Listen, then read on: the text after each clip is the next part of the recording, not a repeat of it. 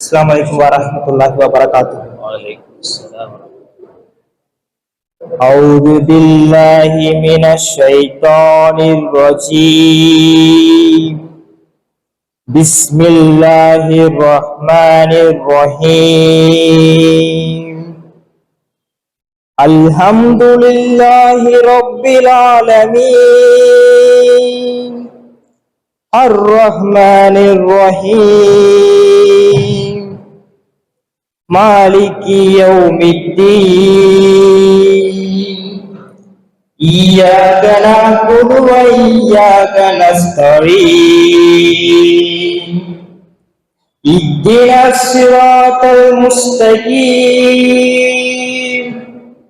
صراط الذين أنعمت عليهم غير المغضوب عليهم ولا الضالين.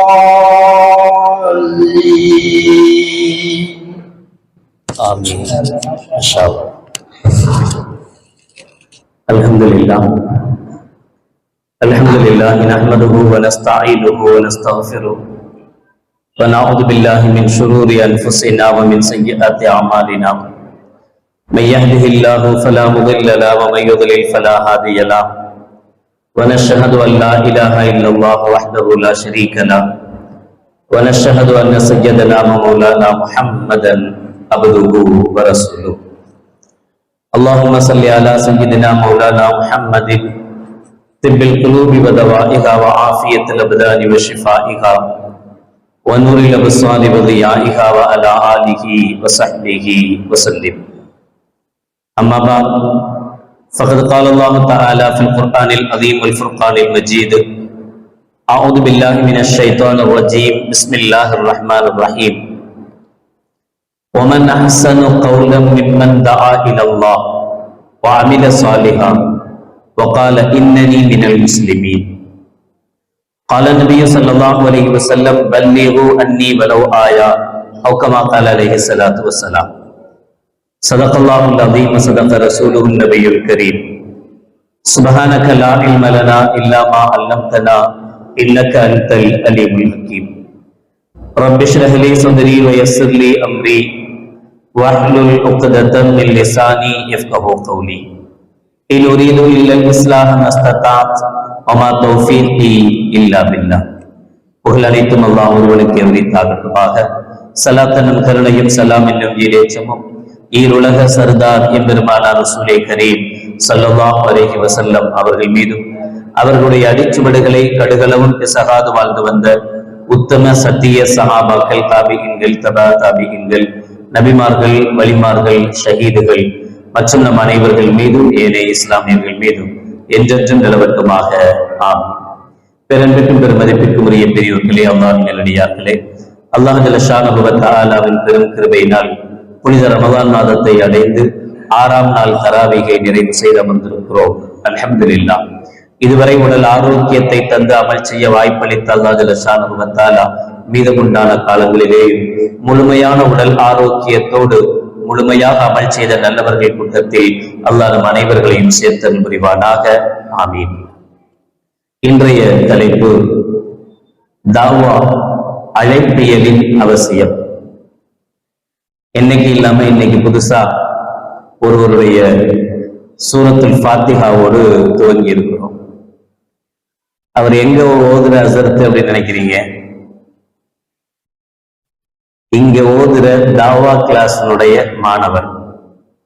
உங்களுக்கு தெரியும், நம்முடைய பள்ளியில் அல்லாஹ்வுடைய கிருபையில் தாவா சென்டர் புதிதாக இஸ்லாத்திற்கு வருபவர்களுக்காக 4 மாத கோர்ஸ், 4 மாதம் அவங்களை தங்க வச்சு அவர்களுக்கு உண்டான இஸ்லாமிய அடிப்படை விஷயங்களை கற்றுக் கொடுக்கிறோம் அப்படின்றது அவங்களுக்கு தெரியும். அல்ஹம்துலில்லாஹ், அவர் எவ்வளவு அழகா அல்ஹம்து சூராவை திருத்தமாக ஓதுனார் அப்படின்றத கவனிச்சிருப்பீங்க. சாதாரணமா நம்மள எத்தனை பேரு அல்ஹம்து சூரா அவசியமானது, தொழுகை அல்ஹம்து சூரா இல்லாம தொழ முடியாது, என்ன தெரியலனாலும் பரவாயில்ல, முக்கியமாக அல்ஹம்து சூரா தெரிஞ்சிருக்கணும், அத்தஹியாத்து தெரிஞ்சிருக்கணும், சலவாத்து தெரிஞ்சிருக்கணும். இந்த 3 தெரியாம ஒருத்தர் தனியா தொழ முடியாது. வேற எது தெரியலனாலும் பரவாயில்ல, துணை சூறா தெரியாது பரவாயில்ல, தொழுவு கூறும், ஓத தேவையில்ல. சுப்ஹான ரப்பியல் ஆலா தெரியாது, சுப்ஹான ரப்பியல் அதீம் தெரியாது, அத்தஹியாத்துல துஆ தெரியாது. 3 பார்ட் இருக்குல்ல அத்தஹியாத்துல. அத்தஹியாத் இருக்கு, அப்புறம் ஸலவாத் இருக்கு, அப்புறம் துஆ இருக்கு. அதுல துஆ தெரியாது, பரவாயில்ல, தொழுக கூடும். ஆனா ஒருத்தர் தனியா தொழுவும் போது அல்ஹம்தே தெரியலன்னா தொழுவக்கூடாது, தொழுவவே முடியாது. ஆனா அந்த அல்ஹம்து சூரா எவ்வளவு திருத்தமாக ஓதப்படணும், எவ்வளவு சரியாக ஓதப்படணும்.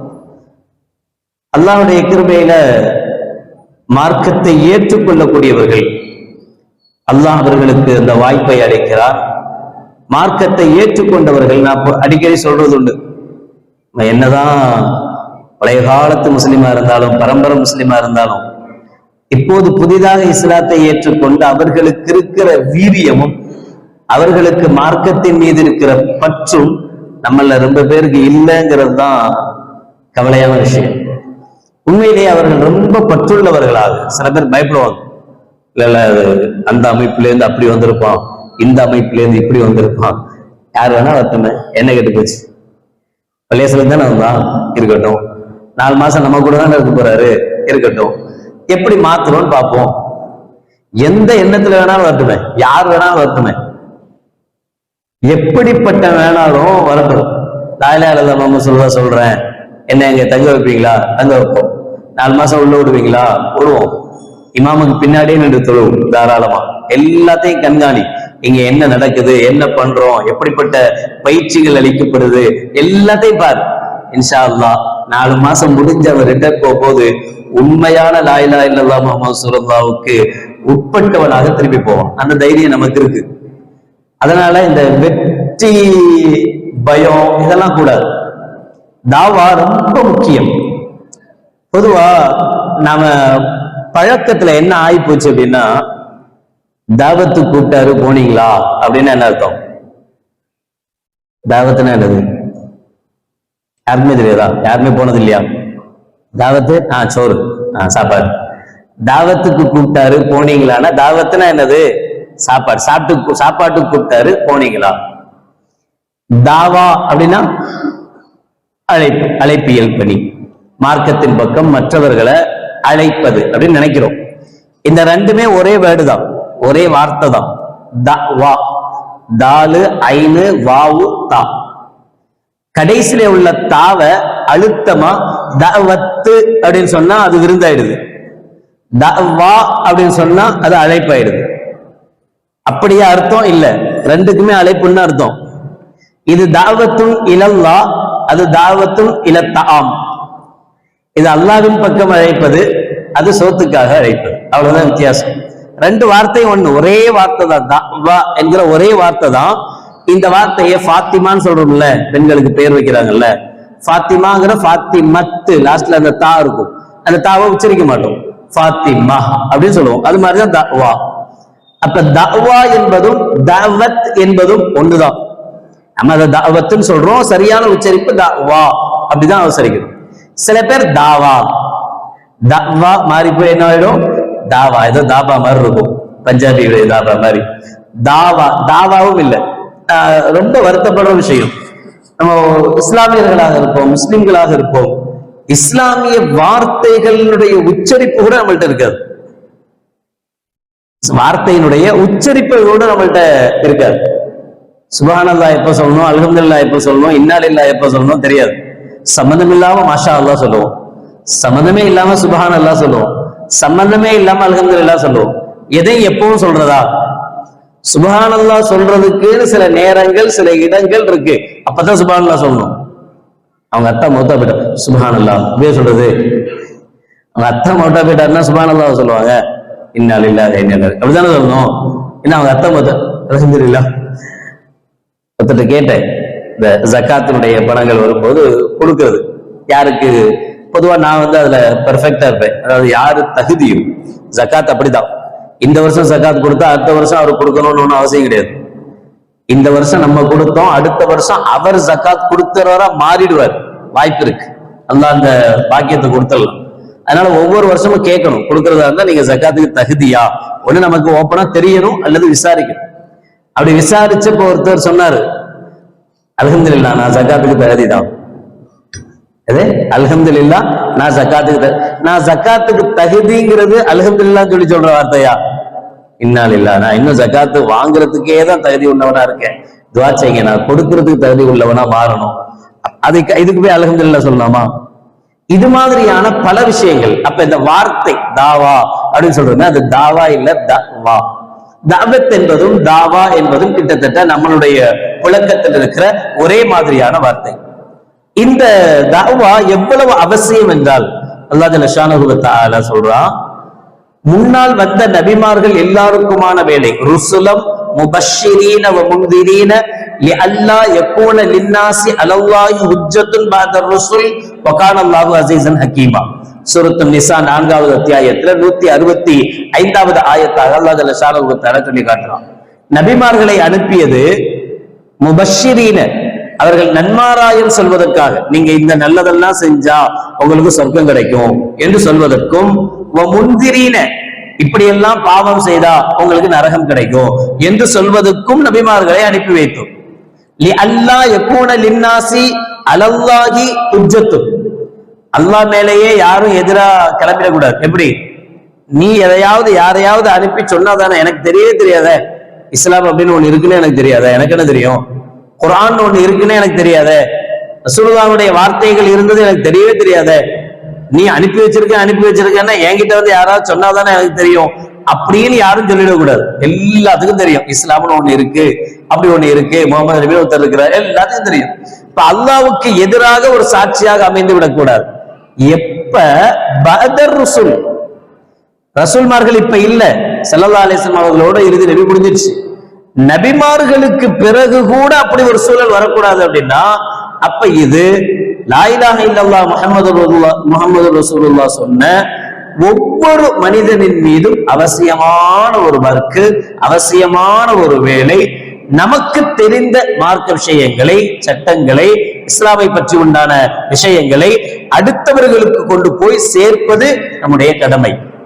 நபியை பார்த்து அல்லாஹ் ஜல்ல ஷானஹு வ தஆலா நேரடியாகவே சொல்கிறான், யா அய்யுஹன் நபியு இன்னா அர்சல்நாக ஷாஹிதன் வ முபஷ்ஷிரன் வ நதீரா, நபியே உம்மை நாம் சாட்சியாளனாக, அல்லாஹ் இருக்கிறான் என்பதற்கு சாட்சியாளனாக, வ முபஷ்ஷிரன் நன்மாராயம் சொல்பவராக, வ நதீரன் அச்சமூட்டி எச்சரிக்கை செய்பவராக, வ தாஇயன் இலல்லாஹ் மேலும் அல்லாஹ்வின் பக்கம் மக்களை அழைப்பவராக, பீதினிகி அவனுடைய அனுமதியோடு, வசிராஜம் முனீரா மேலும் உம்மை ஒளி தரக்கூடிய விளக்காகவும் நாம் அனுப்பி வைத்திருக்கிறோம் என்று அல்லாஹ் ஜல்ல ஷானஹு வ தஆலா சொல்கிறார். நபியை பார்த்து சொல்றவ தாஇயன் இலல்லாஹ், உங்களுடைய வர்க்கு, உங்களுடைய வேலை என்ன, அல்லாஹ்வின் பக்கம் மக்களை அழைப்பது, அதுதான் உங்களுடைய வேலை. குல் ஹாதிஹி சபீலி அதுஉ இலல்லாஹி அலா பஸீரத்தின் அன வ மனித்தபஅனி, சூரத்துல் யூசுஃப் 108வது ஆயத்துல, நானும் என்னை பின்பற்றுபவர்களும் ஸல்லல்லாஹு அலைஹி சொல்றாங்க, நான் என் வேலை மட்டும் கிடையாது, யாரெல்லாம் என்னை பின்பற்றுகிறார்களோ, யாரெல்லாம் முஹம்மது ஸல்லல்லாஹு அலைஹி வஸல்லம் ரசூலுல்லாஹ் தூதர் என்று ஏற்றிருக்கிறோமோ, இவர்கள் எல்லோரும் செய்கிற விஷயம் ஹாதிஹி சபீலி, இது எனது பாதை, அதுஉ இலல்லாஹ், அல்லாஹ்வின் பக்கம் நான் உங்களை அழைக்கிறேன். இப்ப இந்த அழைப்பு பணி என்பது அவசியமான ஒண்ணு. நபிகள் நாயகம் ஸல்லல்லாஹு அலைஹி வஸல்லம் அவர்கள் சொல்லி காட்டுவாங்க. சூரத்துல் யாசீன் வரும்ல, வஜாஅ மின் நக்ஸல் மதீனத்தி ரஜுலுன் யஸ்ஆ قال يا قوم اتبعوا المرسلين. சாதாரணமாக அவர்கள் யஸ்ஆ என்று அல்லாஹ் சொல்கிறார், விரைவாக வந்தார். ஒரு மனிதர் மதீனாவின் எல்லையிலிருந்து விரைவாக, நகரத்தின் எல்லையிலிருந்து விரைவாக வந்தார். வந்து யா கௌமி, என் கூட்டத்தவர்களே, இத்தபிஉல் முர்சலீன், இந்த ரசூல்மார்களை, இந்த நபிமார்களை நீங்கள் ஏற்றுக்கொள்ளுங்கள், நீங்கள் பின்பற்றுங்கள் என்று சொன்னார். அப்ப அந்த வார்த்தை, அந்த ஆயத்தை நமக்கு சொல்கிற விஷயம் என்னன்னா, தாவா என்பது சரி செஞ்சுக்கலாம், இந்த ஆட்சி போட்டோம் அடுத்த ஆட்சி வந்தோன்னு பார்த்து என்று இருக்கக்கூடிய காரியம் அல்ல. அதுல எவ்வளவு விரைவாக தாவா செய்ய முடியுமோ அவ்வளவு விரைவாக செய்யணும். மார்க்கத்தை மற்றவர்களிடத்தில் எந்த அளவு வேகமாக கொண்டு போய் நம்மால் சேர்க்க முடியுமோ அந்த அளவுக்கு வேகமாக கொண்டு போய் சேர்க்க வேண்டும் என்பது முக்கியம். ஸஹல் இப்னு ஸஅத் ரலியல்லாஹு தஆலா சொல்றாங்க, நபிகள் நாயகம் ரசூலுல்லாஹி ஸல்லல்லாஹு அலைஹி வஸல்லம் அவர்கள் எங்களை கைபர் யுத்தத்துக்கு அனுப்பி வச்சாங்க. அப்படி அனுப்பி வைக்கும் போது ஸல்லல்லாஹு அலைஹி வஸல்லம் எங்களுக்கு சொல்லி அனுப்பிய விஷயம் என்ன தெரியுமா? சும்மதுஹும் இலல் இஸ்லாம், போறது போருக்கு, போருக்கு போய் எதிராளிகள்கிட்ட சண்டை பிடிக்கணுங்கிறதுலாம் அப்புறம். சும்மதுஹும் இலல் இஸ்லாம், முதல்ல இஸ்லாத்தின் பக்கம் அவர்களுக்கு அழைப்பு கொடுங்க, இஸ்லாத்தின் பக்கம் அழைப்பு கொடுங்க. வஹ்பிர்ஹும் பிமா யஜிபு அலைஹிம் மின் ஹக்கில்லாஹி ஃபீ, இஸ்லாத்துல மார்க்கத்துல அவர்களுடைய கடமை என்ன என்பதை அவர்களுக்கு தெளிவாக சொல்லுங்கள். ஃபவல்லாஹி, அல்லாஹ்வின் மீது சத்தியமாக, லஐ யஹ்தியல்லாஹு பிக்க ரஜுலன் வாஹிதன், ரொம்ப முக்கியமான வார்த்தை.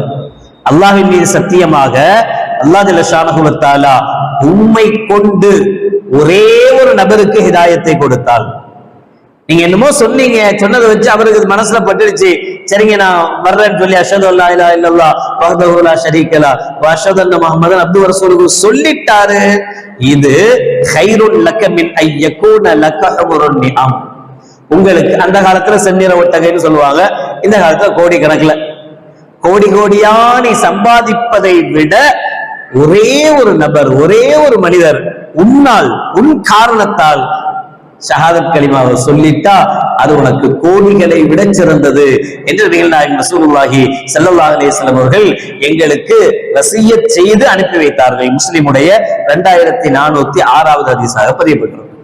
அபூ ஹுரைரா ரலியல்லாஹு தஆலா சொல்றாங்க, மன் தஆ இலா ஹுதன், யாராவது ஒருத்தருக்கு நம்ம அழைப்பு கொடுக்கிறோம், மார்க்கத்தின் பத்தி உண்டான விஷயங்களை சொல்றோம், அப்படி சொன்னா கான லஹு மினல் அஜ்ரி மிஸ்ல உஜூரி மன் தபிஅஹு, அவர் அல்ஹம்துலில்லாஹ் நம்மளுடைய வார்த்தையை ஏற்று, நம்மளுடைய அந்த இதை ஏற்று அவர் மார்க்கத்தை ஏத்துக்கிட்டார், அதற்கு பிறகு அவர் மூலமாக அவருடைய ஃபேமிலியிலேயோ அல்லது அவருடைய நண்பர்களிலேயோ மற்றவர்கள் இஸ்லாத்தை ஏற்றுக்கொள்கிறார்கள் என்றால், எவ்வளவு பேர் அவரால் இஸ்லாத்தை ஏற்றுக்கொள்வார்களோ அவ்வளவு பேருடைய நன்மையும் இவருக்கு கிடைக்கும். முதல்ல சொல்லி மார்க்கத்தை சொல்லி கொடுத்தார்ல, அவருக்கு கிடைக்கும்.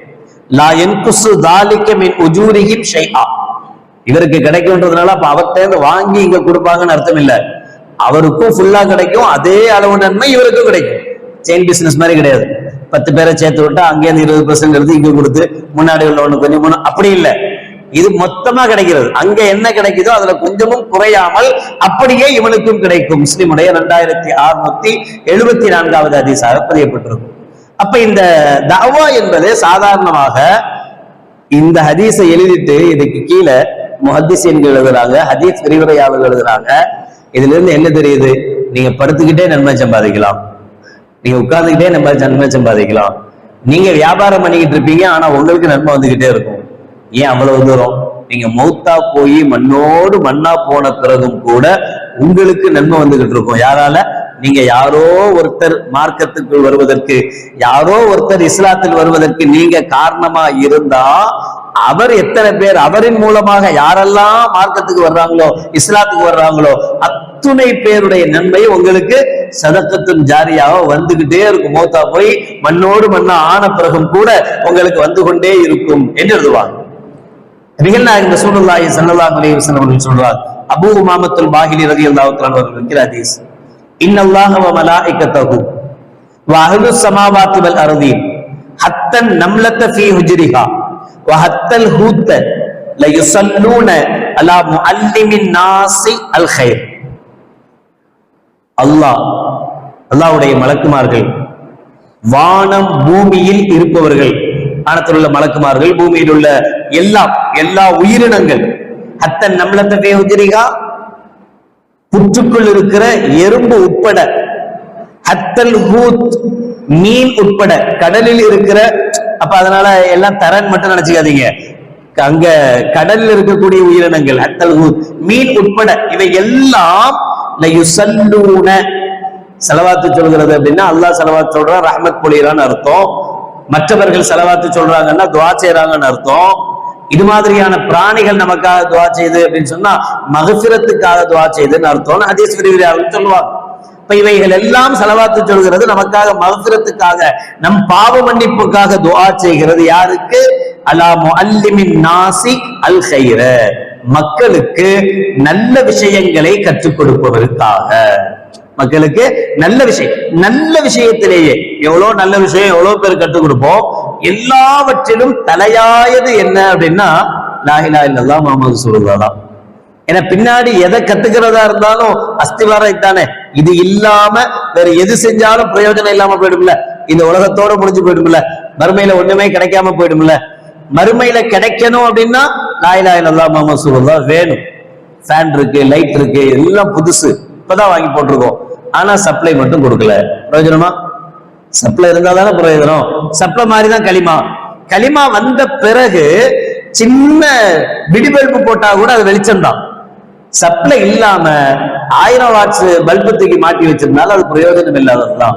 அப்ப இந்த களிமா, இந்த களிமாவின் மூலமாக இது நமக்கு கிடைக்கும். நபிகள் நாயகம் ஸல்லல்லாஹு அலைஹி வஸல்லம் சொன்னாங்க, பல்லிகு அன்னி வலவ் ஆயா. ஒரு சிறு விஷயமாக இருந்தாலும், என்னிடமிருந்து நீங்கள் கேட்கிற ஒரு சின்ன விஷயமாக இருந்தாலும் அதை பிறருக்கு எடுத்து சொல்லுங்கள், கொண்டு போய் சேர்த்துருங்க. இப்ப இந்த அடிப்படையில் நம்மை சுற்றி இருப்பவர்கள் எங்கேயோ போய் கஷ்டப்பட்டு அதெல்லாம் இல்ல. நம்ம கூட நம்முடைய நண்பர்கள் எதுக்கெல்லாமோ ஃப்ரெண்ட்ஷிப் சேர்க்கிறோம்ல, கண்டதுக்கெல்லாம் சேர்த்து வச்சிருக்கோமா இல்லையா? எவ்வளவு வாட்ஸ்அப் குரூப் இருக்கு, எவ்வளோ என்னென்ன குரூப்புகள் இருக்கு, தெரிஞ்ச குரூப், தெரியாத குரூப், எவெல்லாமோ இருக்கான். அவனுக்காக நம்முடைய நேரத்தை ஸ்பெண்ட் பண்றோம், அவனுக்காக நம்முடைய பணத்தை செலவழிக்க தயாரா என்னமெல்லாமோ செய்யறோம்ல. என்னைக்காச்சும் ஒரு நாள் மார்க்கத்தை பத்தி அவனுக்கு சொல்லியிருப்போமா? என்னைக்காச்சும் ஒரு நாள் அவன் நம்மளோடயே இருக்கான். அவன் குப்புசாமியா இருக்கட்டும், ராமசாமியா இருக்கட்டும், அல்லது ஜோசப்பா இருக்கட்டும், யார வேணா இருந்துட்டு போட்டோம், அவன் நம்மளோடயே இருந்தானே. நம்ம அவனுக்காக நாம், நமக்காக அவன் அப்படின்னு உயிரோடு உயிரா. பெருனா வந்தா பிரியாணி கொடுக்கறதோட கதை முடிஞ்சது. கிறிஸ்துமஸ் வந்தா அவன் கேக்கு கொடுப்பான், தீபாவளியா வந்தா அவன் பட்டாசு கொடுப்பான். இவ்வளவுதான் நம்ம நட்பா? இதுக்கா நாம பழகிறது? இதுவா? உண்மையிலேயே அவன் மேல நமக்கு அக்கறை இருந்தா, உண்மையிலேயே அவன் மீது நமக்கு மரியாதையும் அன்பும் இருந்தா நம்ம செய்ய வேண்டியது என்ன? இந்த உலகத்துல கொஞ்சம் கஷ்டப்பட்டாலும் பரவாயில்ல, நாளைக்கு மறுமையில் அவன் நரகத்துக்கு போயிடக்கூடாது அப்படின்னு நினைக்கிறது தானே உண்மையான அன்பு, உண்மையான ஃப்ரெண்ட்ஷிப். உண்மையான ஃப்ரெண்ட்ஷிப் என்ன? ஒரு நண்பனை நரகத்திலிருந்து பாதுகாக்கிறது தானே உண்மையான ஃப்ரெண்ட்ஷிப். எத்தனை பேர் செஞ்சோம்? எத்தனை பேரை நம் மூலமாக நாம கொண்டு வந்திருப்போம், மார்க்கத்துக்கு கொண்டு வந்திருப்போம். பல்பீர் சிங் நம்ம ஏற்கனவே சொல்லியிருக்கேன், ராமர் கோயில் பாபர் மசூதி இடிக்கிறதுக்கு முதல்ல மேல ஏறி குத்துனவர் தான். ஆனா அல்லாஹ் அவருக்கு ஹிதாயத்தை கொடுத்து முகமது ஆமிரா மாறி எத்தனையோ பேர் இஸ்லாத்துக்கு வர்றதுக்கு அவர் காரணமாயிட்டார். அதனாலதான் எப்பவுமே யாரையுமே சீப்பா இடப்படக்கூடாது. மோடி அப்படின்லாம் திட்டாதீங்க யாரையுமே. இன்ஷா அல்லாஹ் ஒருவேளை ஹிதாயத்தை கொடுக்கலாம், அதுக்காக ஓட்டு போடுங்கன்னு அர்த்தம் இல்லை. சரி, யாரையுமே திட்ட வேணாம். யார் எப்படி மாறுவாங்கன்னு சொல்ல முடியாது, அல்லாஹ்வுடைய கையில. ஸல்லல்லாஹு அலைஹி வஸல்லம் அவருக்கு கூடயே இருந்த ஒருத்தர், காத்திபுல் வஹியா இருந்தவர். ரசூலுல்லாஹ்வுக்கு வஹி வந்தா வஹியை எழுதுற காத்திபுல் வஹி இருப்பாங்க. அந்த வஹியை எழுதுகிற காத்திபுல் வஹியாக ரசூலுல்லாஹ் கூடயே இருந்தவர். ரசூலுல்லாஹ் கொண்டு ஈமான் கொண்டவர், சஹாபி தானே. என்ன ஆச்சு? கொஞ்சம் தலக்கணம் ஏறிடுச்சு, மண்டக்கணம் கொஞ்சம் லேசா ஏறிடுச்சு. இன்னல்லாஹ சமீஉன், சொல்லுங்க ஏதாவது. இன்னல்லாஹ சமீஉன் அலீம், இன்னல்லாஹ அலா குல்லி ஷைஇன் கதீர். அடிக்கடி கேட்டு கேட்டு மனமாடாச்சுல. இன்னல்லாஹ அலா குல்லி ஷைஇன் வந்தா கதீர் தான் வரும், இன்னல்லாஹ சமீஉன் வந்தா அலீம் வரும். இப்படி நமக்கு மனப்பாடம் ஆகுதுல்ல. இதே மாதிரி ஸல்லல்லாஹு அலைஹி வஸல்லம் அவர்கள் ஆயத்து சொல்லும் போது என்ன செய்வாரு? ரசூலுல்லாஹ் பாதியில நிப்பாட்டினா, ரசூலுல்லாஹ்க்கு வந்த வகி இதுவரைக்கும் வெளியில அவுட் பண்ணல, இப்பதான் முதல்ல சொல்றாங்க, இப்பதான் எழுத போறாங்க இவங்க. இந்த முதல்ல சொல்ற ஆயத்தை ரசூலுல்லாஹ் பாதி சொல்லும் போது மீதியை இவர் சொல்லுவார்.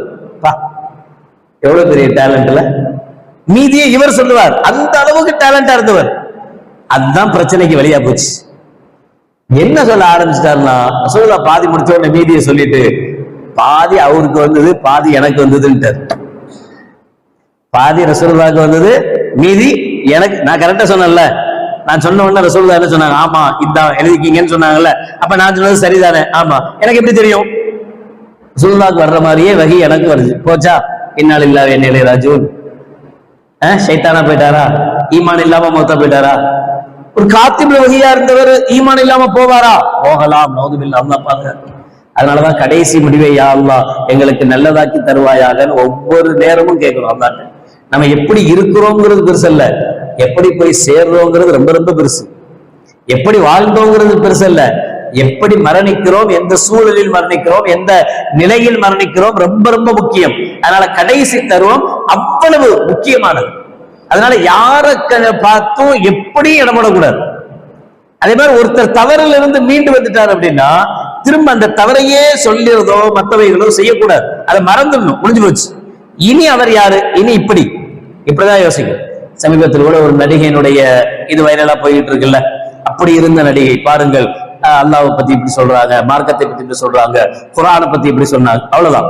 குர்ஆனை பத்தி இப்படி சொல்றாங்களா, இருந்த நிலையிலிருந்து மாறிட்டாங்களா, அவங்களே மறந்து அல்லாஹ் இபாதத்து குர்ஆன் அப்படின்னு வந்துட்டாங்களே, நாம இன்னும் ஏன் அதையே அந்த கெட்டதையே நினைச்சிட்டு இருக்கோம். விட்டுறணும், விட்டுட்டு அல்ஹம்துலில்லாஹ் அல்லாஹ் ஹிதாயத்தை கொடுத்தா இதிலே அவர்களை நீடித்து வைப்பானாக நாம துஆ செய்யணும், அதுக்குண்டான வேலை செய்யணும், மற்றதை விட்டுறணும். இது நம்மள்ட்ட இருக்க வேண்டிய முக்கியமான விஷயம். நம்மள்ட்ட இருக்கிற மோசமான விஷயம் என்னன்னா, நாம அடுத்தவங்களை கூப்பிடவும் மாட்டோம், அழைக்கவும் மாட்டோம், அவர்களுக்கு அழைப்பு விடுக்கவும் மாட்டோம். அவன் மார்க்கெட்டுக்கு வர்றதை பத்தி நமக்கு அக்கறையும் இருக்காது, ஒண்ணுமே இருக்காது. ஆனா யாராவது வந்தா குறை சொல்றதுக்கு 1000 பேர் ரெடியா இருக்கும். அவரு அந்த இயக்கத்துக்கு போனாதான் அவங்க வீடு கட்டி கொடுத்தாங்களாம், அதனால களிமா சொல்லிட்டாராம். இருக்கட்டுமே, என்ன கேட்டு போச்சு? ஜக்காத்தினுடைய யார் யாருக்கு ஜக்காத் கொடுக்கணும்னு அல்லாஹ் 8 வகையினரை சொல்லி காட்டுறான் குர்ஆன். அந்த 8 வகையில ஒரு வகை முஅல்லஃபத்துன் பிகுலூப், கல்பால் அன்புள்ளவர்கள். இந்த முஅல்லஃபத்துன் பிகுலூபுக்கு ரசூலுல்லாஹி ஸல்லல்லாஹு அலைஹி வஸல்லம் காலத்துல யார் அப்படின்னா, இஸ்லாத்தின் மீது ஆர்வம் உள்ள காஃபிர்கள், ரெடியா இருக்காங்க, இஸ்லாத்துக்கு வர்றதுக்கு தயாரா இருக்காங்களே, அது மாதிரியானவர்கள். அவங்களுக்கு ஜக்காத்தை கூட கொடுக்கலாம் அப்படின்னு குர்ஆன் சொல்லுது. ஆனா ரசூலுல்லாஹி ஸல்லல்லாஹு அலைஹி வஸல்லத்துக்கு பிறகு இப்ப நம்ம ஜக்காத்தை யாருக்கு கொடுக்க முடியாது, காஃபிருக்கு கொடுக்க முடியாது. அப்ப இந்த முஅல்லஃபத்துன் பிகுலூபுக்கு என்ன மீனிங்? இப்ப முஅல்லஃபத்துன் பிகுலூப்னா யாரு அப்படின்னா, புதிதாக இஸ்லாத்தை ஏற்றுக்கொண்டு வந்திருக்காங்கல்ல, அவங்க ஜக்காத்தை பெறுவதற்கு மிக மிக தகுதி வாய்ந்தவர்கள்ல முஅல்லஃபத்துன் பிகுலூப் ஒரு வகை, இஸ்லாத்தை புதிதாக ஏற்றுக்கொண்டவர்கள் ஒரு வகை. அவங்களுக்கு நம்மளால என்ன செய்ய முடியுமா? என்னுடைய பழக்கம் இருக்கு, யாராவது இஸ்லாத்தை ஏத்துக்கிட்டாங்கன்னா அவங்க ஜும்மால நம்ம அறிவிப்பு செய்வோம். அறிவிப்பு செய்யும் போதே என்ன சொல்லுவேன்? இவருடைய நல்லது கெட்டது அனைத்திலும் இன்ஷா அல்லாஹ் நாம் துணை நிற்போம் என்று உறுதியளிக்கும் விதமாக முசாஃபா செய்யுங்க. சும்மா அதுக்கு இல்ல, உனக்கு ஏதாவது பிரச்சனையா, எப்படி லா இலாஹ இல்லல்லாஹ் முஹம்மது ரசூலுல்லாஹ் சொன்னியோ அப்போதுல இருந்து நீ என் சகோதரன், என் தம்பி, எங்க அண்ணன் மாதிரி, அண்ணன் தம்பி மாதிரி.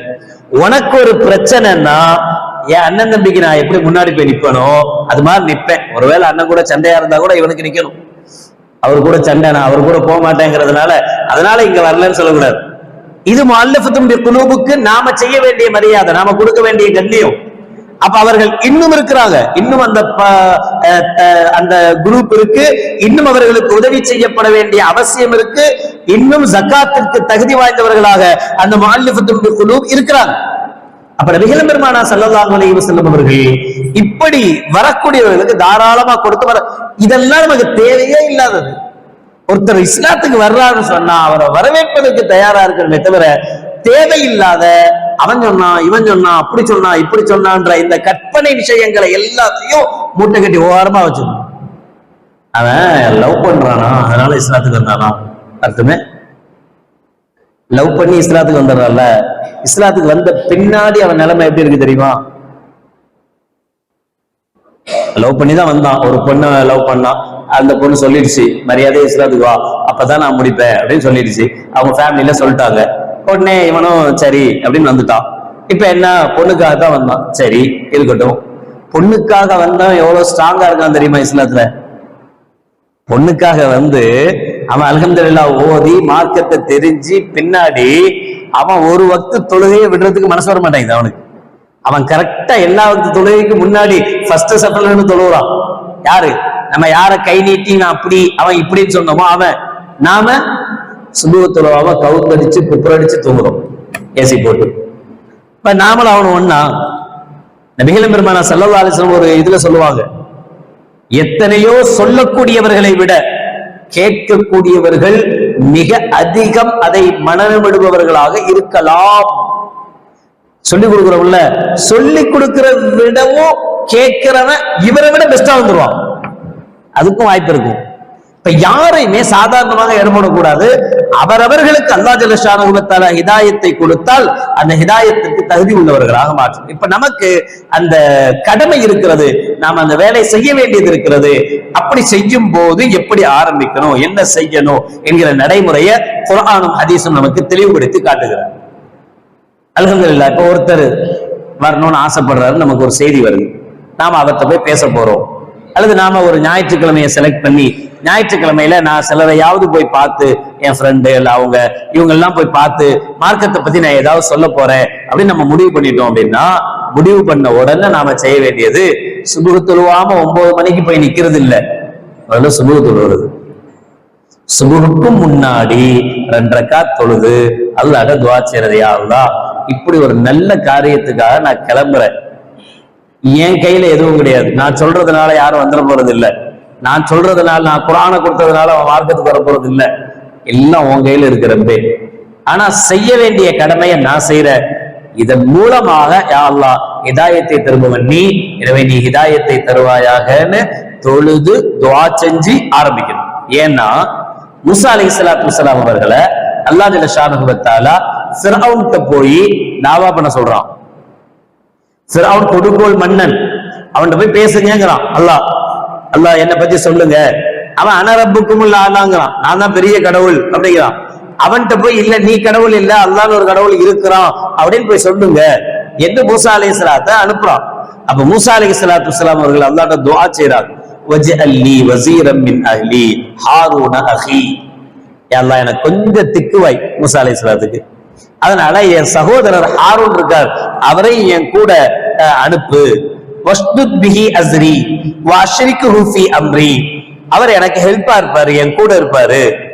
கை நுஸப்பிஹக கஸீரா வ நذ்குருக கஸீரா, அப்படி அவர் என் கூட வரும்போது நான் உன்னை பற்றி அதிகமாக புகழ்ந்து பேசுவதற்கும் உன்னை அதிகம் பேசுவதற்கும் அவர் என் கூட இருப்பது ஹெல்ப்பா இருக்கும், உபயோகமா இருக்கும் என்று மூசா அலைஹிஸ்ஸலாத்து வஸ்ஸலாம் அவர்கள் தாவாவுக்கு முன்பாக, ஃபிரௌனுக்கு அழைப்பு கொடுப்பதற்கு முன்பாக அல்லாஹ்விடத்தில் துஆ செஞ்சிட்டு கிளம்புனாங்க என்று குர்ஆன் சொல்லுது.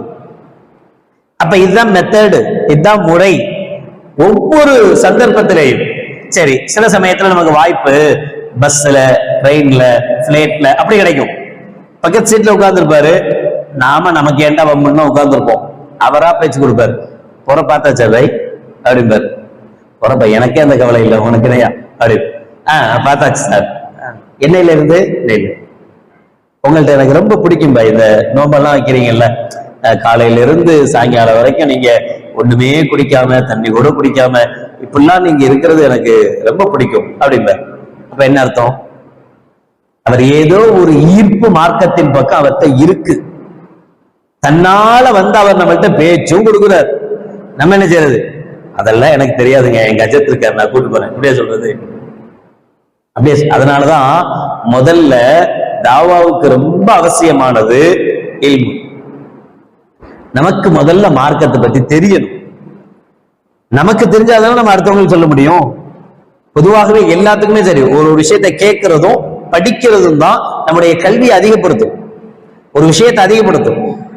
யாரு நியூஸ் பார்க்கிற பழக்கம் இருக்கோ, யாருக்கு மொபைல்ல ஏதோ ஒண்ணுல நியூஸ் பார்க்கிற பழக்கம் இருக்கிறவன், அரசியலுடைய பழக்கம் இருக்கிறவங்கள்ட்ட கேட்டாதான் 3 மணிக்கு அறிவிச்சுட்டாங்க, 19ஆம் தேதி எலெக்ஷன் எல்லாம் சொல்லுவான், அவனுக்கு தானே தெரியும். இதுல ஒருத்தருக்கு இன்ட்ரெஸ்டே கிடையாது. நியூஸ் நம்ம எல்லாம் ஒன்லி அப்படித்தான், அதை பார்த்துறதோட சரி. நியூஸ்ல யாருக்கு வேணும், அரசி அது சாக்கடை அப்படின்னு ஒருத்தர் சொல்றான்னு வச்சுக்கோ, அவர்கிட்ட போய் எப்பப்பா தேர்தல்லாம் அறிவிச்சாராங்களே, எப்ப தேர்தல் கேட்ட தெரியுமா? அப்ப ஒரு விஷயம் சொல்றதா இருந்தா முதல்ல என்ன வேணும்? அது சம்பந்தப்பட்ட இல்மு வேணும், ஞானம் வேணும். அது சம்பந்தப்பட்ட விஷயம் எப்படி கிடைக்கும்? ஒண்ணு அடுத்தவங்கள்ட்ட இருந்து கேட்கணும், அல்லது அது சம்பந்தப்பட்டதை படிக்கணும். இந்த 2 இல்லாம 3வது ஆப்ஷன் இருக்கு கிடையாது. நம்மள்ட்ட இருக்கிற பெரிய மைனஸே இதுதான்.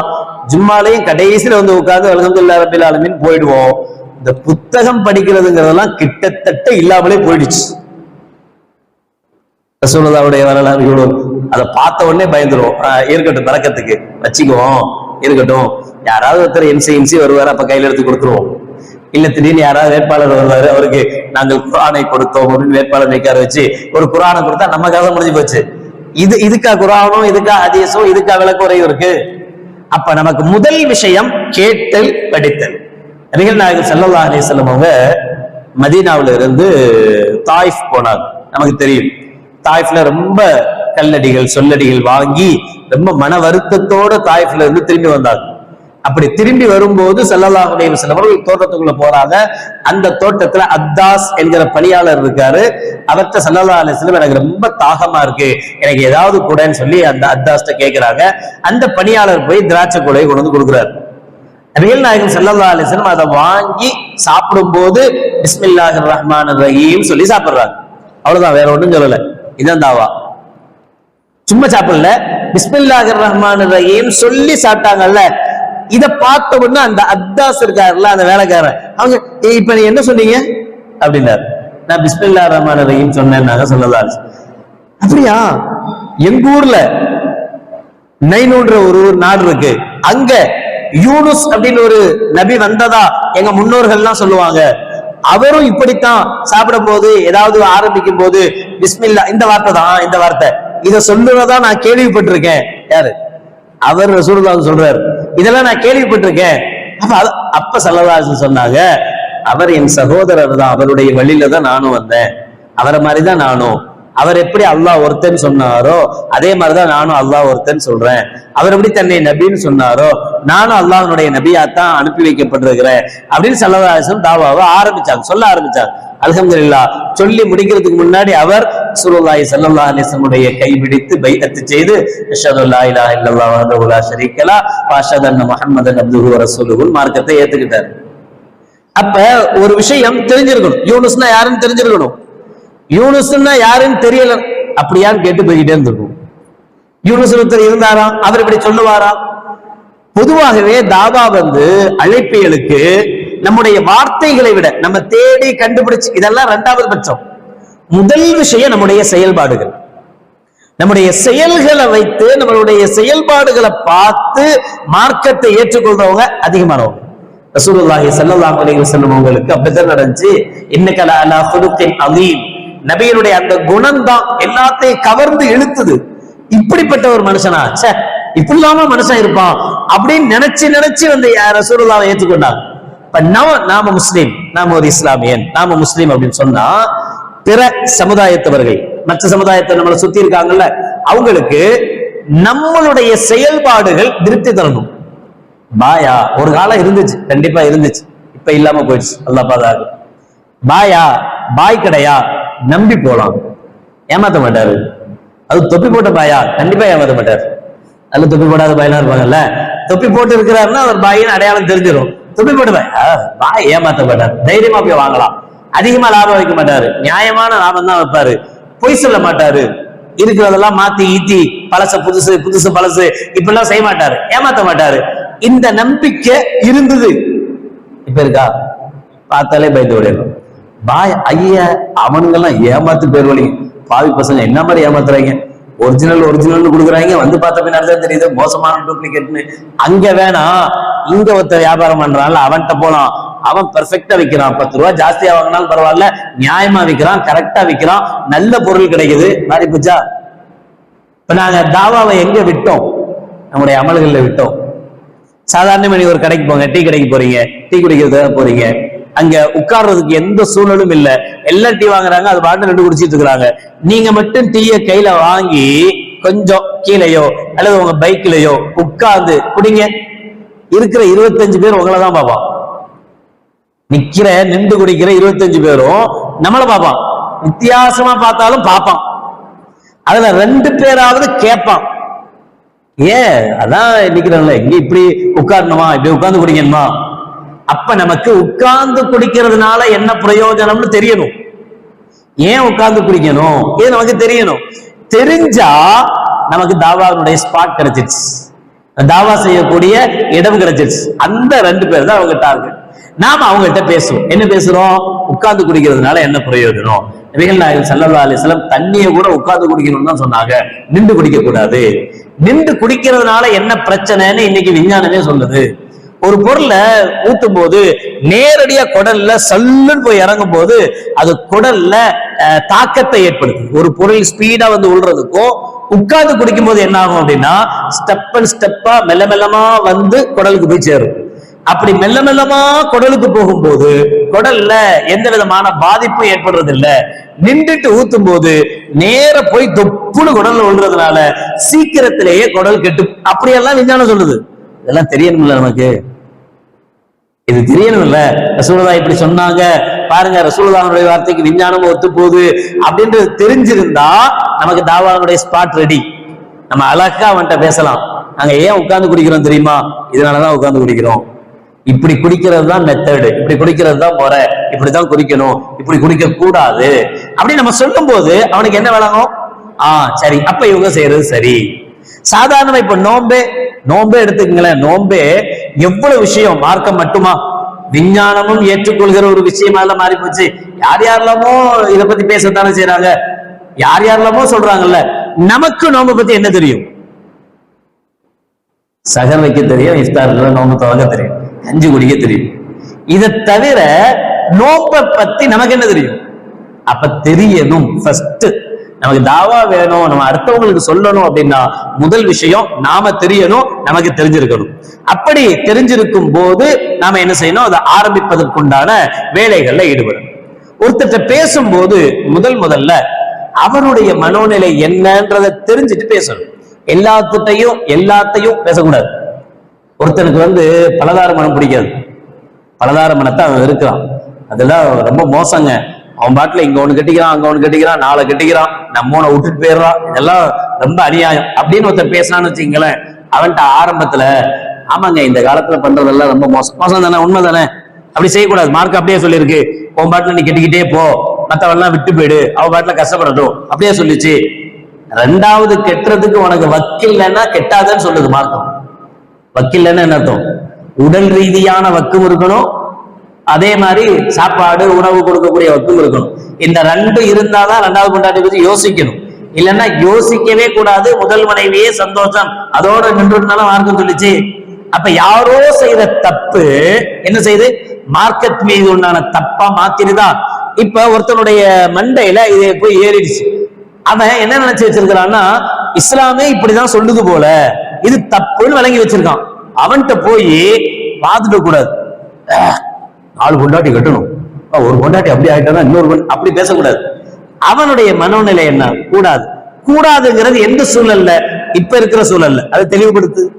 ஆமா இஸ்லாம் இப்படி சொல்லவே இல்லை, சில பேர் இப்படி அநியாயத்துக்கு பண்றானுங்க, பண்றதுனால இப்படி ஆயிப்போச்சு, இதெல்லாம் சொல்லி அவன் கூட சப்போர்ட்டா பேசுங்க. பேசின உடனே அவன் உங்களோட மீட் ஆயிடுவார், ஓரளவு ஒருங்கு வந்துவார். கரெக்ட் பாய், நானும் பல பாய்கிட்ட கேட்டிருக்கேன், அவங்க எல்லாம் இப்படி சொல்லல, நீங்க தான் கரெக்டா சொல்றீங்கம்மா. அப்ப பிடிக்கணும். சரிதான், கெட்டிட்டாரு அல்ஹம்துலில்லாஹ், ஒரு பொண்டாட்டிய மனைவியை கெட்டிட்டாரு, கெட்டிட்டு குழந்தை பாக்கியமே இல்லை அந்த மனைவியின் மூலமாக. அந்த மனைவிக்கு பிரச்சனை இருக்கு, இன்னும் மருத்துவத்திலையும் தெரிஞ்சு போச்சு. இதே இவர் வந்து அந்த பெண்ணை தலாக்கு விட்டுட்டா இன்னொருத்தர் அந்த பெண்ணை கெட்ட மாட்டாங்க, ஏன்னா குறை இருக்குன்னு தெரிஞ்சு போச்சு. அப்ப இவர் என்ன செய்வார்? பாவம், இவருக்கு குழந்தை பாக்கியமே வேணும், குழந்தையோட ஆசையும் இருக்கு, அல்லது அந்த பெண்ணுக்கு ஏதாவது நோய் இருக்கு, பிரச்சனை இருக்கு, அந்த பெண்ணை தாம்பத்தியம் கொள்ள முடியாத அளவுக்கு ஒரு கணவன் இருக்காரு. அப்படி இருந்தா அவர் என்ன செய்வார்? பாய் விட்டுட்டு போயிட்டு, பாய் விட்டுட்டு போனா அந்த பொண்ணு பாவம் இல்ல? ஆமா பாவம். அப்ப இன்னொன்னு கிட்டேயும் அவருடைய இதுவும் நிறைவேறணும் இல்ல? இந்த பொண்ணுக்காக, இந்த முதல் மனைவிக்காக அவள்கிட்ட தாம்பத்தியமும் கொள்ள முடியல, அவள் மூலமாக வாரிசும் கிடைக்காது, ஆனா இவர் வேற பொண்டாட்டியும் கட்டிக்க கூடாதுல, இவர் பாவம் இல்லையா? பாவம் தானே? ஆமா பாய் பாவம் தான். அப்ப ரெண்டாவது கட்டிக்கலாம்ல? கட்டிக்கலாம், அது வேற நம்ம வழிக்கு.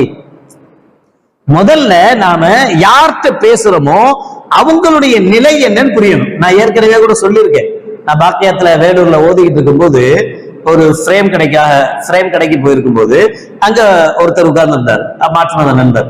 அவரு நம்ம மொட்டை அடிச்சு ஜிப்பா போட்டுக்கணும், பிள்ளைங்க இருப்பாங்க. அப்படி இருக்கும்போது அவர் சாதாரண பேசினார் என்கிட்ட. பாய் அங்க வேலூர்ல பொதுவா உருதுக்காரங்க ஜாஸ்தியா இருப்பாங்கல்ல, ஆமாங்க, அங்க உருது பேசினாதான் முஸ்லீம். அவங்க தமிழ் பேசினா முஸ்லீமா ஏத்துக்க மாட்டாங்க, இவன் உருது பேசினா இந்தியனா ஏத்துக்க மாட்டான். இது ஒரு பிரச்சனை அங்க உள்ளூருக்குள்ள ஓடும். நாம போய் நல்ல தமிழ் நல்ல தமிழ் பேசுறீங்க, நீங்க இந்தியாவா அப்படின்னா, அடப்பாவி சரி இந்தியாவான்னு கேட்கிறேன். அவன் நான் இந்தியன் தான். தமிழனா? அவன் தமிழன். பை நாமெல்லாம் தமிழன் தானே? ஆமா. அப்புறம் ஏன் பாய் உங்களை நீங்க தனியா இப்படி மாதிரி கொந்தா மாதிரி ஜிப்பாவை போட்டுக்கிட்டு ஒரு தொப்பியை போட்டுக்கிட்டு ஏன் உங்களை தனியா காட்டுறீங்க? நீங்களும் எங்களை மாதிரி பேண்ட் போட்டு ஷர்ட் போட்டு அப்படி லுங்கி போட்டு ஷர்ட் போட்டு இது நம்மெல்லாம் ஒண்ணு. தமிழகத்தினுடைய தமிழ்நாட்டு கலாச்சாரத்துக்கு நீங்க வர வேண்டியதான பை. ஏன் நீங்க இப்படி தனியா கோலத்துல இருக்கிறீங்க? வித்தியாசம் ஏன் காட்டுறீங்க? நம்மெல்லாம் ஒண்ணுதானே.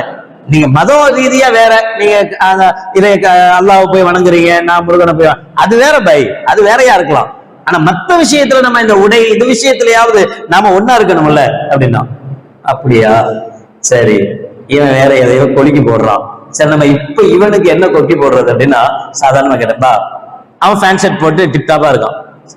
நீ டாஸ்மார்க்ல போய் தண்ணி அடிச்ச, கூட 4 பேர் உன் கூட அடிச்சான். உன்னை எவனாவது ஏதாவது கேட்பானா? அவனும் கேட்க மாட்டான், அவனும் சேர்ந்து குடிப்பான். எனக்கு ஒரு பெக்கு வாங்கிட்டா வேணா கேட்பான், அவ்வளவுதான். இதான் நடக்கு. அதே ஒரு சாமியார் காவி ஓட போட்டுக்கிட்டு ருத்ராட்ச மாலை எல்லாம் போட்டுட்டு எல்லாம் போட்டு நல்ல விபூதி எல்லாம் பட்டை கிட்டெல்லாம் தீட்டி அவரு டாஸ்மார்க்ல கியூல நிக்கிறார். செருப்பால் அடிப்பேன், செருப்பால் அடிப்பேன் அந்த சாமியார, போலி சாமியார். ஏன் செருப்பால் அடிக்கிற? நீ மட்டும் குடிக்கலாம், அவன் மட்டும் குடிக்க கூடாதா? குடிக்கணும்னா என்ன மாதிரி சாதாரணமா போய் குடிச்சு தொலைய வேண்டியது தானே. அவனை யார் காக்கியோட போட்டு போய் குடிக்க சொன்னான்? அவனை யார் ருத்ராட்ச மாலை போட்டு போய் குடிக்க சொன்னான்? அப்போ உனக்கு பிரச்சனை அவன் இந்துங்கிறது அல்ல, அவனுடைய ட்ரெஸ்ஸும் அவனுடைய கோடு வேர்டும் தான் உனக்கு பிரச்சனை. இந்த கோடு வேர்டோட இந்த ட்ரெஸ்ஸோட இந்த மாலையோட அவன் டாஸ்மார்க் போக கூடாது, அப்படித்தானே? ஆமா, எவன் பார்த்தாலும் அடிப்பான், எந்த இந்துவும் சும்மா இருக்க மாட்டான். அவனால செருப்பால் அடிக்கணும், இல்லைன்னா போலிச்சாமியார் கொதிச்சல ஆரம்பிச்சான். இப்ப சொன்னேன், இப்ப இந்த ருத்ராட்ச மாலையும் இந்த காவி உடையும் ஒரு மனுஷனை தப்பு செய்யாம பாதுகாக்குது. அவன் போய் டாஸ்மார்க்ல ஒன்ன மாதிரி நிக்க முடியாது. அதே மாதிரிதான் இந்த ஜிப்பாவும் இந்த தொப்பியும் போட்டா நாங்க தியேட்டர்ல போய் டிக்கெட் வாங்க முடியாது. எனக்கு முன்னாடி ஒரு அப்துல்லா நிப்பாரு, எனக்கு முன்னாடி ஒரு அர்ஷத் இருப்பாரு, அவர் முன்னாடி நின்று டிக்கெட் வாங்குவாரு, பேண்ட் ஷர்ட் போட்டிருப்பாரு, ஜாலியா. அவனை யாராவது போய் கேள்வி கேட்பாங்க? ஏய் மாப்பிள்ள எனக்கு வந்து சேர்த்து வாங்கடா அப்படின்னு வேணா பின்னாடில இருந்து ஒரு இப்ராஹிம் சொல்லுவார் இல்லையா? இதுதான் நடக்குமே தவிர நான் போய் நின்றா இந்த ஜிப்பாவோட செருப்பால் அடி அஜர்தான் இந்த வெளிப்பயவாள். நீ என்னடா நீ மட்டும் பார்க்கலாம், நீனும் லாயிலால தான் சொன்ன, நானும் லாயிலால தான் சொன்னேன், நீ மட்டும் ஃபர்ஸ்ட் ஷோ பாக்குற, நான் மட்டும் லாஸ்ட் ஷோ பாக்கணுமா? ஃபர்ஸ்ட் ஷோ பார்க்க கூடாது. பார்த்து தொலையா, இந்த நேரத்துல ஏன் வந்த? போய் ட்ரெஸ் மாத்திட்டு வா, என்ன மாதிரி நீ பேண்ட் ஷர்ட் போட்டு வா, நாம ஏன் கூட்டு போறோம் உன்ன சொல்லுவானா சொல்ல மாட்டானா? ஆமா.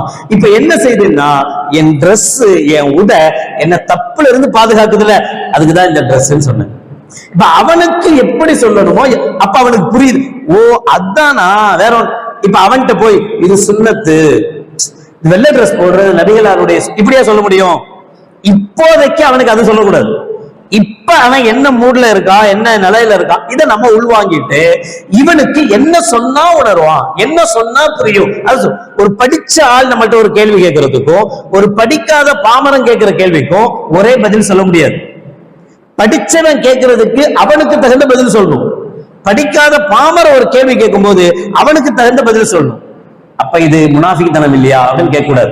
நீங்க என்ன பச்சோந்தியால இருக்கீங்க, அவருக்கு ஒரு மாதிரி பேசுறீங்க, இவருக்கு ஒரு மாதிரி பேசுறீங்க, அப்படி இல்ல.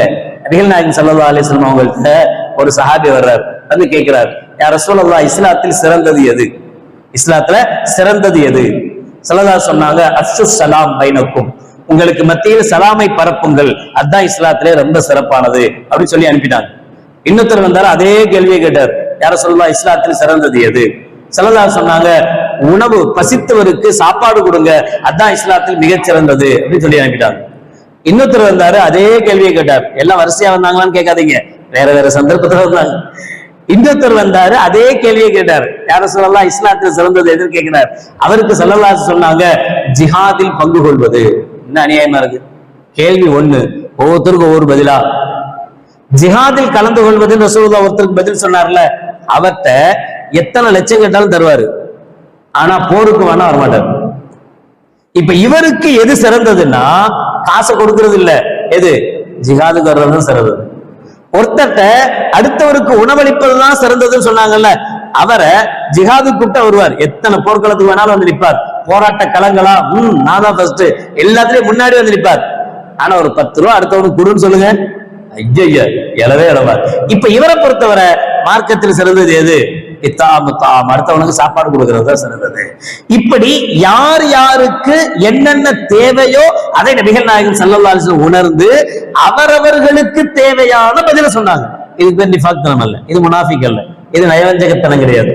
இதுதான் சரியான நடைமுறை. யாரு என்ன கேள்வி வருது அந்த கேள்விக்கு இந்த சந்தர்ப்பத்துல என்ன பதில், இப்ப இதுவெல்லாம் உள்வாங்கி நம்ம சரியான தாவாவை முன்னெடுக்கிற போது நிச்சயமாக அது பலரையும், நிச்சயமா ஒரு நாளைக்கு நம்ம தாவா செஞ்சாலும் செய்யாட்டாலும் கியாமத்து வர்றதுக்கு முன்னாடி எல்லாரும் முஸ்லீமாகத்தான் போறாங்க. அதுதானே, அதான நபிமொழி. கியாமத்துக்கு முன்னாடி எல்லாம் இஸ்லாம் ஆயிடுவாங்கல்ல. அதுக்கப்புறம் இஸ்லாம் கொஞ்சம் கொஞ்சமா அழிய ஆரம்பிச்சு யாருமே அல்லாஹ்னு சொல்றதுக்கு ஆள் இல்லாத போதுதான் கியாமத் வரும்னு ஸல்லல்லாஹு அலைஹி வஸல்லம் சொல்றாங்கல்ல. அப்ப நாம ஏன் செய்யணும் அப்படின்னா, நாம செஞ்சா நமக்கு நல்லது. அவ்வளவு, நாம செஞ்சா நமக்கு நன்மை கிடைக்கும். நாம செஞ்சா நம்ம இறந்த பிறகு நமக்கு அது சதக்கத்துல் ஜாரியாகவும் வந்து சேர்ந்து கொண்டே இருக்கும். எனவே இது ஒரு அவசியமான அவசரமான பணி என்பதை இந்த காலத்தில் நாம் உணரணும். அல்லாஹ் ஜல்ல ஷானஹு வ தஆலா அதற்குண்டான எல்லா வாய்ப்புகளையும் நமக்கு சாதகமானதாக ஆக்கி தந்தல் புரிவானாக. வாஹிரு தாவானா அல்ஹம்துலில்லாஹி ரப்பில் ஆலமீன். பிஸ்மில்லாஹிர் ரஹ்மானிர் ரஹீம். அல்ஹம்துலில்லாஹி ரப்பில் ஆலமீன். اللهم صل على سيدنا مولانا محمد وعلى آل سيدنا مولانا محمد وبارك وسلم عليه. ربنا ظلمنا أنفسنا وإن لم تغفر لنا وترحمنا لنكونن من الخاسرين. ربنا اغفر لنا ذنوبنا وإسرافنا في أمرنا وثبت أقدامنا وانصرنا على القوم الكافرين. اللهم تقبل منا صلاتنا وصيامنا وقيامنا وركوعنا وسجودنا وتخشعنا وتضرعنا وتمم تقصير أعمالنا وتجاوز عنا سيئاتنا وتوفنا مع الأبرار. ربنا آتنا في الدنيا حسنة وفي الآخرة حسنة وقنا عذاب النار. وصلى الله تعالى وسلم على خير خلقه سيدنا محمد وعلى آله وأصحابه أجمعين. سبحان ربك رب العزة عما يصفون وسلام على المرسلين والحمد لله رب العالمين. سبحان الله وبحمده سبحانك اللهم وبحمدك أشهد أن لا إله إلا أنت أستغفرك وأتوب إليك.